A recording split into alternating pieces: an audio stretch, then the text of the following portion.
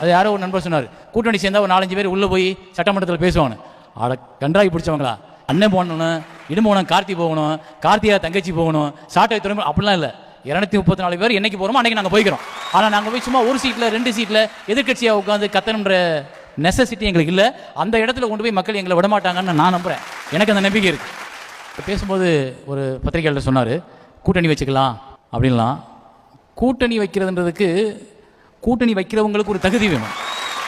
ஏன்னா 15 வருஷமாக கட்டமைச்ச இந்த கட்சி இருக்குல்ல, அது நிறைய கொள்கைகளோட, நிறைய முன்னோக்குன திட்டங்களோட, நிறைய உழைச்சி, நிறைய கஷ்டப்பட்டு, நிறைய தம்பி தங்கைகளை உருவாக்குன அந்த கட்சிக்குன்னு ஒரு தகுதி இருக்கு. அது அசாதாரணமாக வந்து ஒரு கவர்ச்சிக்காக ஒரு சினிமா கவர்ச்சியோட கூட்டணி சேர்ந்துருச்சுன்னா நாம் தமிழர் என்ற அடையாளமே செத்து போயிடும்.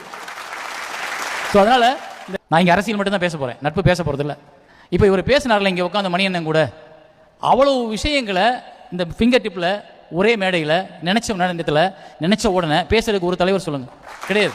இவங்களோட வரைவுன்னு ஒன்று இருக்கு, திட்ட வரைவு. அந்த திட்ட வரைவு நீங்க படிச்சு பார்த்தீங்கன்னா தெரியும். இந்த கட்சி என்பது வந்து ஒரு எல்லாரும் பதவிக்கு போறோம், எல்லாரும் நாளைக்கு கார் வாங்க போறோம், எல்லாரும் நாளைக்கு வீடு வாங்க போறோம்ன்ற வசதியை கனவுல சுமந்துக்கிட்டு வர கட்சி இல்லை.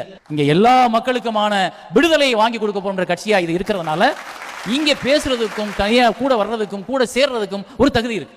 அந்த தகுதியை மற்றவர்களுக்கு இல்லைன்னு தான் நான் நினைக்கிறேன். அவங்க எல்லாம் அரசியலை வியாபாரம் நடத்துறாங்க, இவங்க அரசியலை வாழ்க்கையா பாக்குறாங்க.